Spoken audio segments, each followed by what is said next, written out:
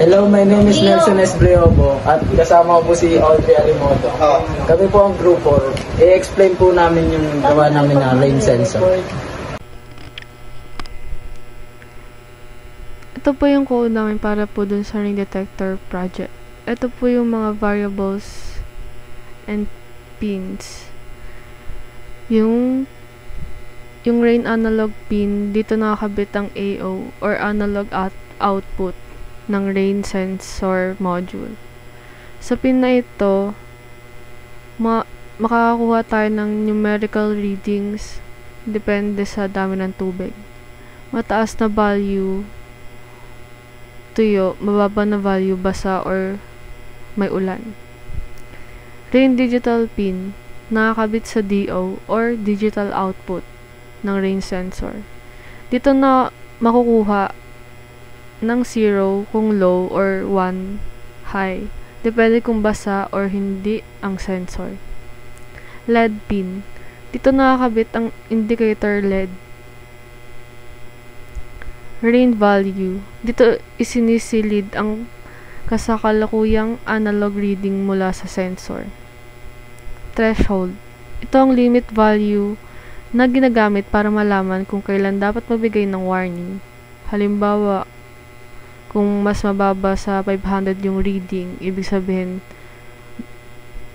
basa na or nababasa na ang sensor. Number 2, ito naman po yung sunod, yung setup function. Ito yung pag-setup ng mga pin at serial monitor. Yung serial begin 9600. Ito yung pinapagana ang serial communication para makapagpadala ng data papunta sa serial monitor. Ang 9600 ay ang baud rate. Ibig sabihin, bilis ng komunikasyon. Pin mode, rain digital pin input. Sinasabi sa Arduino na ang pin 8 ay input kasi sensor ang nakasaksak dito. Pin mode, LED pin output. Ginagawang output ang pin ng LED para makontrol ito. Yung pagbukas at sara niya po. Yung serial print, rain detector initialized. Nagpapadala ito ng mensahe sa serial monitor para ipakita na handa na ang system. Yung loop function,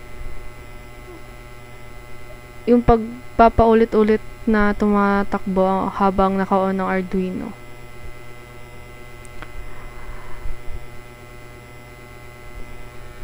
Yung analog read AO, ito yung binabasa ang analog signal mula sa sensor. Ang value ay depende kung gaano kabasa ang sensor plate. Halimbawa, kung mas mataas sa, kunyari kung 1023 tuyo, tapos pag sa 700 medyo basa, sa 300 may tubig o ulan na. Yung sa digital read 8, binabasa ang digital output 0 o 1. Depende sa sensor design. Kadalasan low, may ulan, high, walang ulan. Ang pag-display ng mga value sa serial monitor. Ito ay debugging output para makita mo sa serial monitor ang analog reading kung gaano siya kabasa. Yung sa digital state naman kung may ulan or wala. Sa pagdetect ng ulan gamit ang digital output. Kapag ang sensor ay nakabasa ng tubig, ang digital output ay magiging low. Kaya pag sa digital state low, may ulan, iilaw ang LED.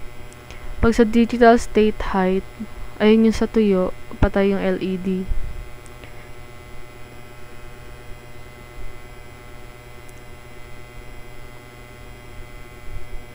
Bukod sa simpleng rain or no rain, ginagamit din ng analog reading para makita kung unti-unti nang nababasa ang surface.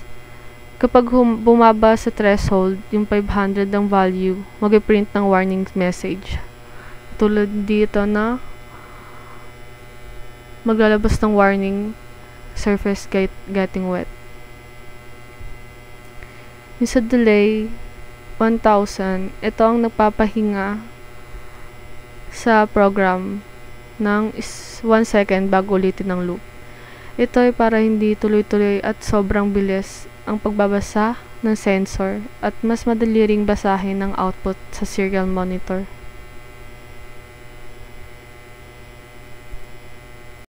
Ito po yung rain sensor namin. Kapag tuyo po yung sensor, dumadaloy ng maayos yung kuryente sa mga metal. Kaya ang sensor ay nagpapadala ng high signal sa Arduino. Ibig sabihin po nun, walang ulan o basa. Tapos kapag tuyo naman po yung sensor namin, nagpapadala po ito ng mahinang signal sa Arduino. Ibig sabihin po nun, hindi umuulan. Nagbibigay din ng numero na nagpapakita kung gaano kabasa ang sensor. Mas mababa ang numero, mas basa ito. Binabasa ng Arduino ang signal na ito at gumagawa ng aksyon. Kapag may ulan, iilaw ang LED. Kapag walang ulan, namamatay po ang LED. Ganito po gumagana yung rain sensor namin. Yung rain sensor pin po namin, nakakonect po siya sa Arduino dito po sa 5B. Ito po. Ito pong yellow. Tapos po itong GND sa rain sensor pin, nakakonect naman din po siya dito sa Arduino na GND rin po. Itong color red.